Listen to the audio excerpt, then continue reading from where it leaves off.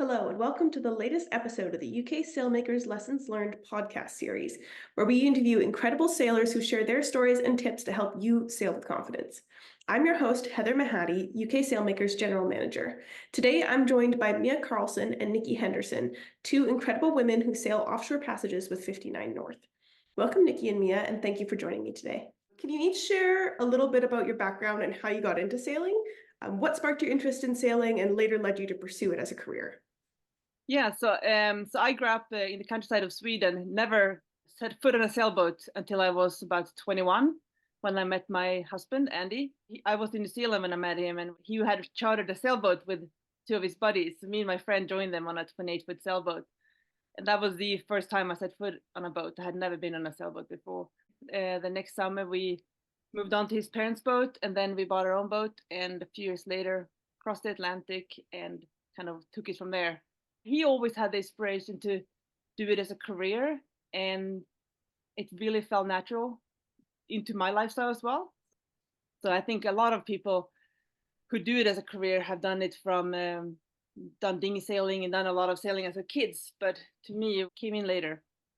Oh, that's so interesting. How long was this initial charter?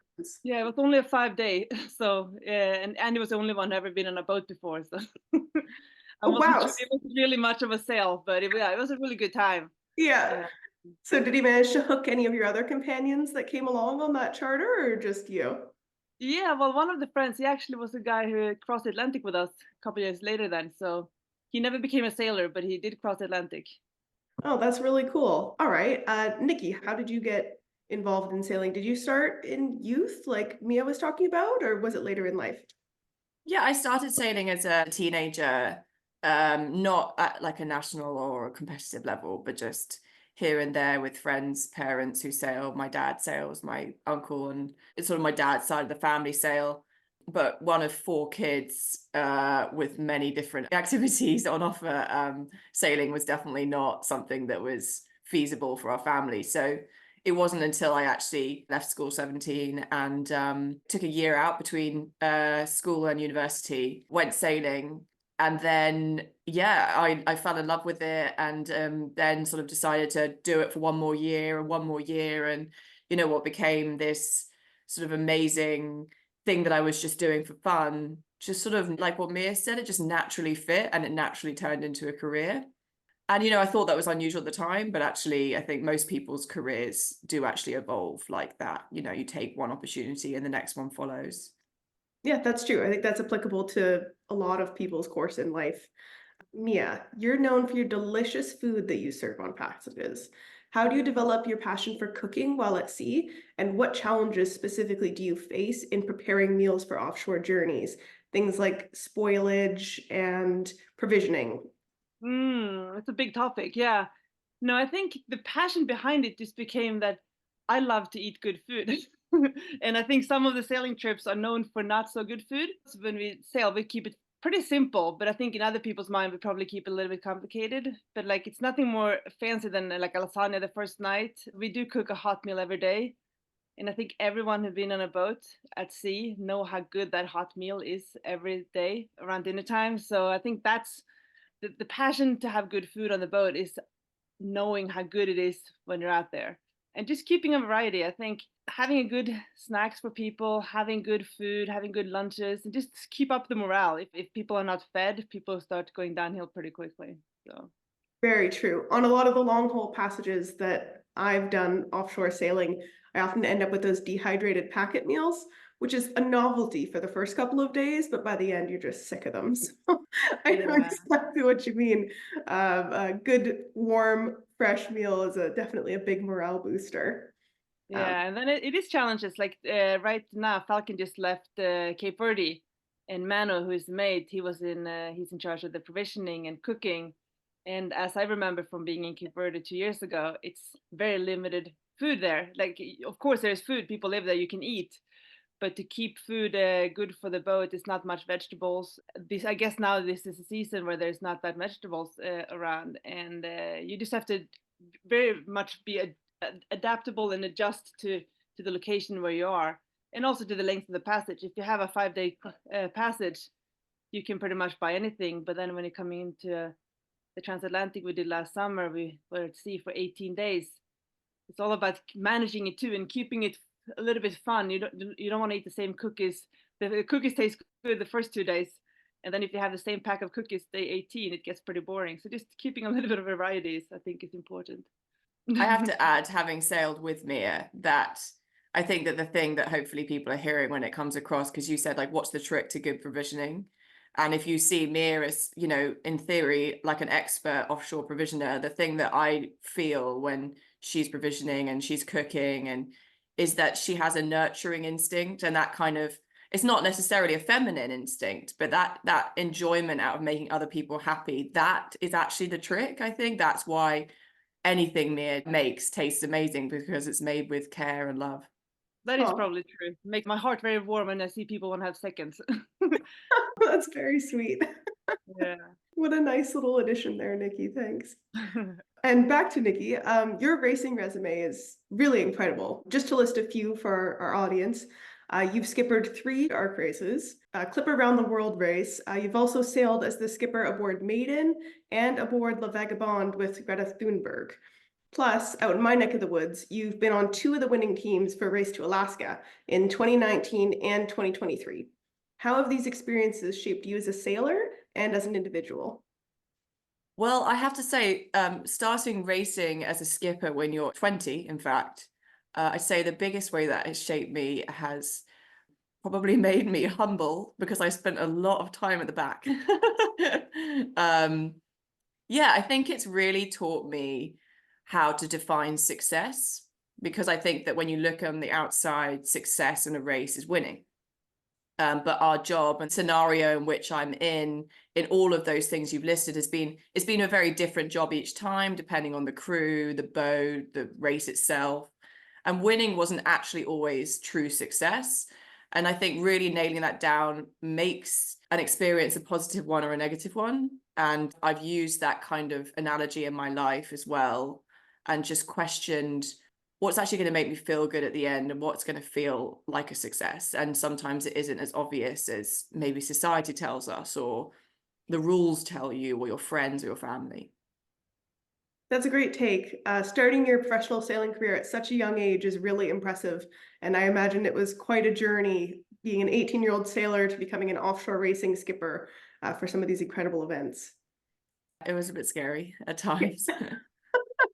Yeah, you're thinking, oh, I'm in over my head every once in a while. Yeah, oof, I'm over my head, and if it all goes wrong, I'll fulfill everyone's expectations as that crazy young skipper who doesn't know what they're doing. Yeah, but I think too, Nikki, like what I've seen too is that it's not just about being a good skipper and knowing everything on the boat. It's also about shaping a team and making the team do the job. And I think that's where you're really good at as well, to make the team do the work and shape the team to want to do the work. I think that's where the true leader comes in. I second that. Both these things, it's not about cooking or sailing. It's about people and the bigger things. Yeah, for sure. The 59 North Fleet has been working with UK Sailmakers Sweden for your sails. During Falcon's extensive refit, the FAR 65 got a beautiful new set of UK Sailmakers X-Drive sails. Could you share the reasons behind this choice and the impact you've observed in terms of performance and durability? We needed new sails for our sailboat here, Spika, for a race called Gotland Runt. And that's how we first got in touch with Oscar, who has been helping us. And I think when it came down to then getting Falcon sails, we were looking for a sailmaker, and that became a natural choice. So. Yeah, and then to add to that, the choice of the type of sails we ended up getting is really key for 59 North to have sails that will hold up offshore, so they're durable, that they can be sailed by anyone. So you don't have to be super fit, you don't have to be 6'5", you don't have to be male to sail them. So they needed to be light enough to handle, and then also hold their shape as well, because 59 North is primarily an educational organization. It's providing experiences, but there's of course some educational aspect, and it's quite useful if you're teaching sail trim if the sails look good. Most people don't cover so many miles. In 2023, we I think sailed close to 17,000 miles, putting the sails to work a lot. Yeah. And circling back to what you said earlier, as part of 59 North, you've sailed with a diverse range of crew members. How do you create that cohesive team dynamic among individuals from all different walks of life in these offshore passages? Yes, the cool thing with what we do is that we have a crew coming from so many different way of life. We have people from US, Canada, Europe, Australia. We've had people from all over the world. And I think the cool thing about having these passages on Falcon with 8 people coming from different part of life and different experiences really makes it more fun, because everyone can teach each other. Like if one person may be strong in one aspect, the other person can be strong in another aspect. And I really enjoy creating the team with that. And I think it also really helps that we're always sailing from A to B. That makes it like a team effort. The mission when you're sailing on a passage is to take your vessel from A to B in style. So All great points. And I know Nikki was saying earlier that you've got that nurturing personality that really helps to work as the glue to hold a team together. So I think that's important too. Okay. Yeah, and then there's sort of this focus on board on a 59 North trip, which really comes from the skippers and the mates that work for the organization. Everyone on board is as valuable as anyone else. And I think if you value everyone and you see everyone's input as a useful addition, then immediately there isn't space for people to be left out or people to be less important than anyone else. And that like straight away builds a cohesive team. And I think it does come from the top. It comes from the team of people that run these boats. yeah, and creating an environment where it's okay to ask questions, okay to not know everything. And because I think a lot of times in sailing, it can be pretty sharp elbows and a lot of people who want to prove themselves. And when you come to the boat, it's okay to ask questions that you think you should know, but you don't know. And it's just creates a more open environment. Yeah, I think that's a really great take. I definitely agree. A lot of people, especially on a new boat, especially when they're learning, are really hesitant to ask questions. And that not only inhibits their ability to grow, but it can also impact the team's performance as well. So I think creating and fostering that kind of environment where people feel comfortable enough to ask questions is just perfect for learning. Yeah, and it's You look important to like you've create had personal experience with that. Definitely. I was a sailing instructor for about 8 years, coaching dinghies mostly. Started off with like littler kids and then kind of got my way up to more like performance racing. But yeah, I know all about it. Okay, so these long passages can be challenging. How do you manage to balance your life at sea and your life on land? And what lessons have you learned about maintaining relationships with friends and family during these extended journeys? That's a tough one. I mean, I'm 39 now, and I feel like I just started to figure things out. But no, to me, it's when we started sailing, we didn't have a home base, and I always that became very important to me to have a home to be able to always come back to and recharge at. It doesn't matter how much I like to be at sea, I always like to come home. And then when I've been home for a little bit too long, I start to get itching, and I want to go to sea again. And also for us, for me and Andy, it was we wanted to start a family, and we had always done all the sailing together before, and all of a sudden now we're going to bring in a third person into the lives that we're not going to bring with us. So we had to start take turns sailing. So me and Andy went from sailing together all the time to never sail together, which also been very interesting.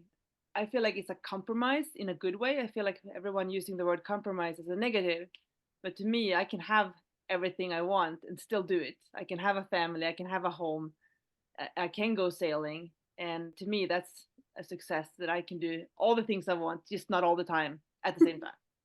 Well, that's great too. And when your little one gets a little bit older, maybe the three of you could go and do a fun cruise together as a family.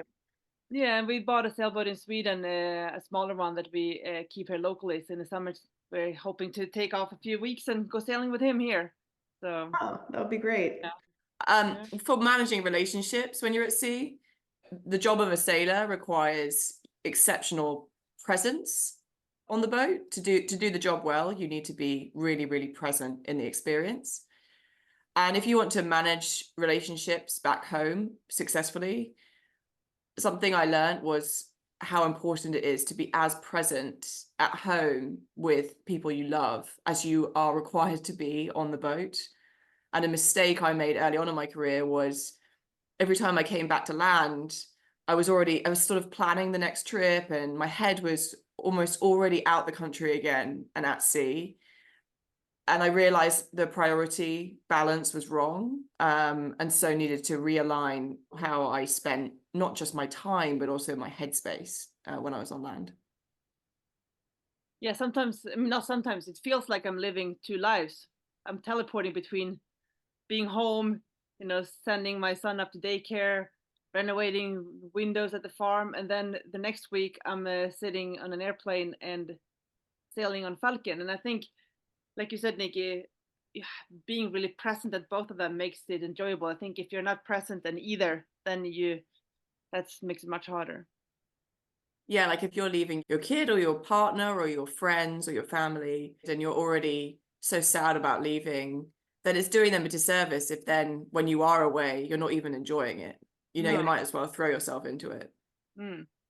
For me, it was hard to know how I was gonna feel. Maybe we don't want to go to sea if you have a family, but it's actually really cool because you get the contrasts. Yeah, that is really neat. For us, it works really well. Cool. 59 North reserves 2 bunks for women sailors on all their offshore passages. And in 2023, they also did a series of women-only passages to create opportunities to include more people in offshore sailing and break down barriers for women in sailing, in both racing and offshore passage sailing. How have you personally witnessed this change?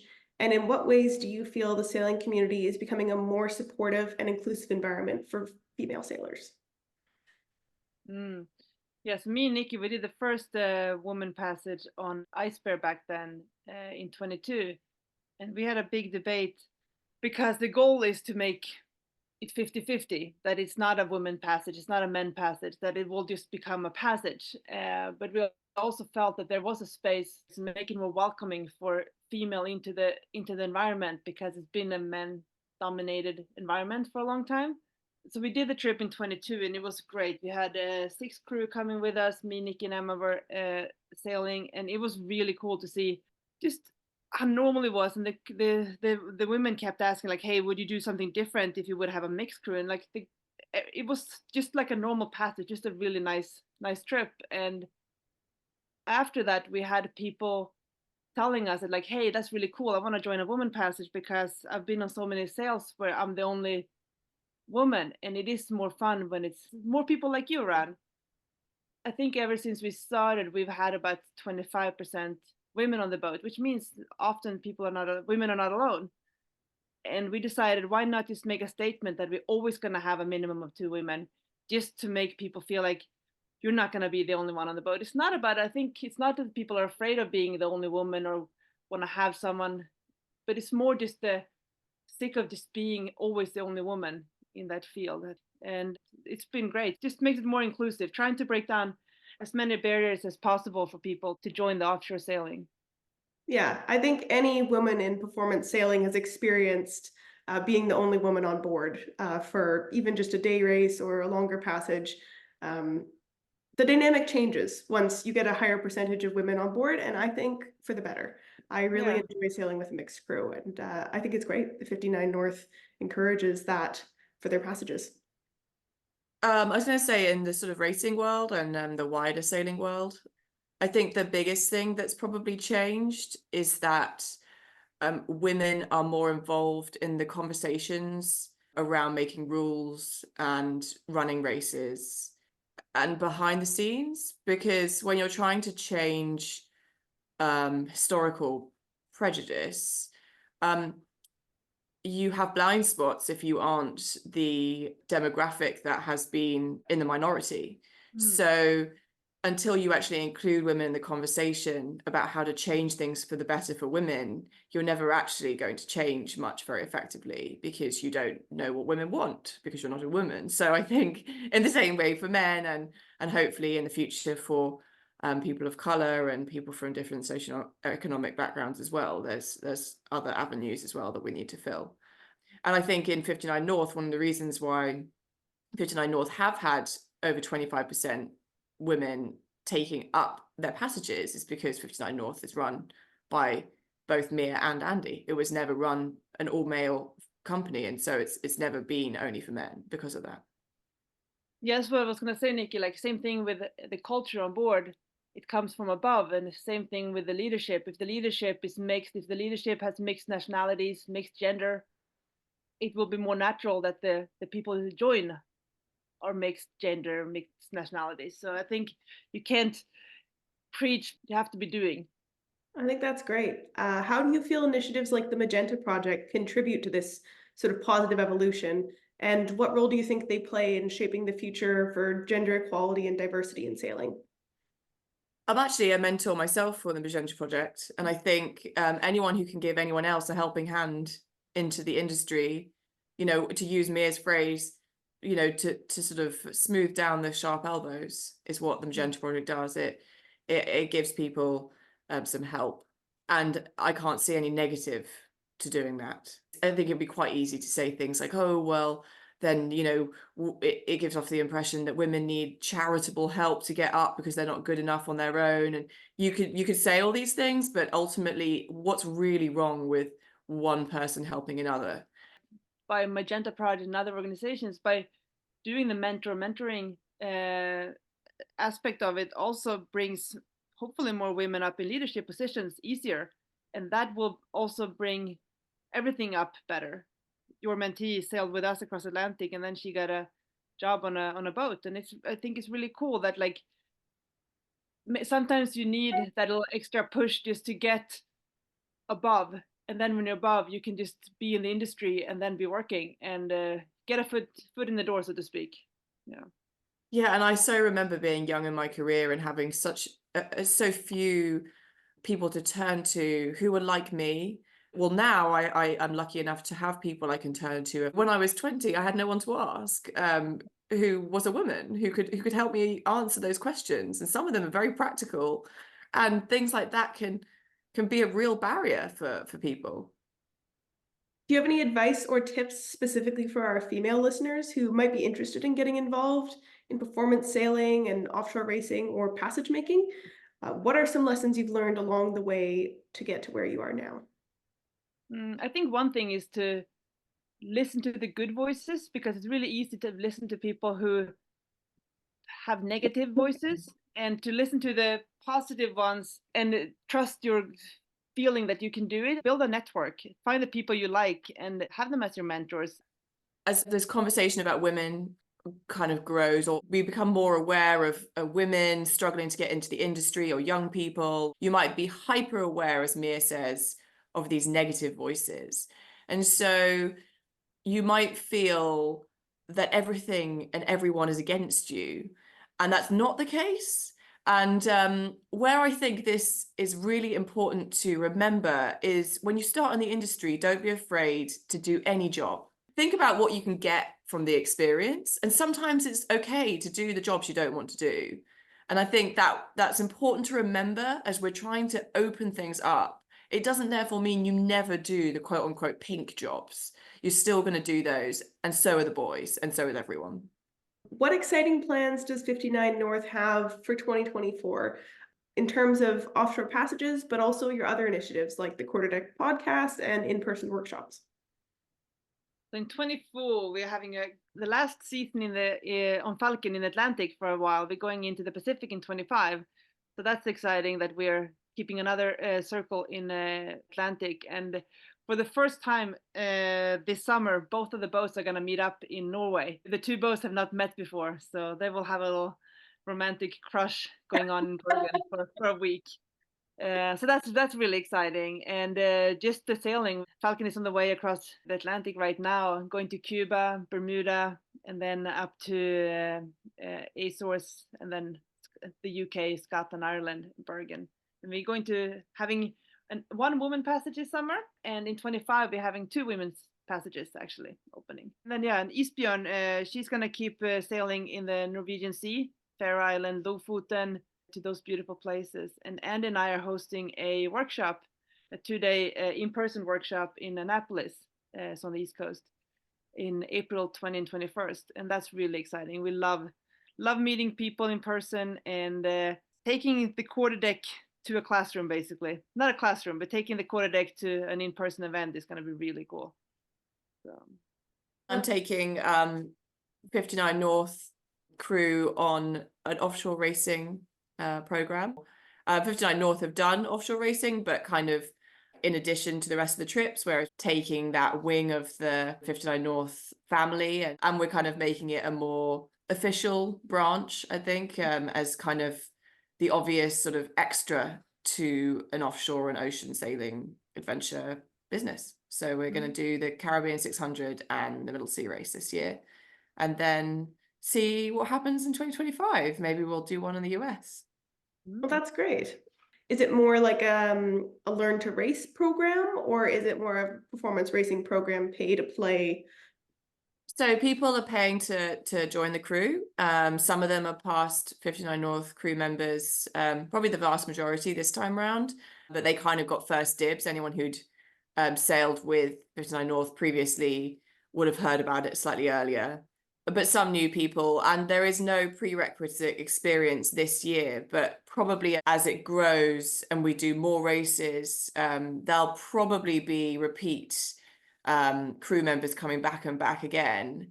And so that would open the door to create maybe a more performance orientated team, and then maybe a beginners team. But the whole point of this is that, again, just like with the women's sailing and just like with the offshore sailing, we're trying to open the door wider to people rather than make it more exclusive.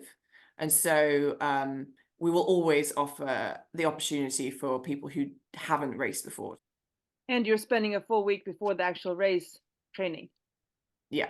For those who listen who never been offshore and been a little bit anxious about it, do it. Our online platform, the Quarterdeck, is a great way for people who are not ready to jump on a passage yet. It's a great network of people to ask questions. We provide some live events there, and just a really good community to start the offshore experience.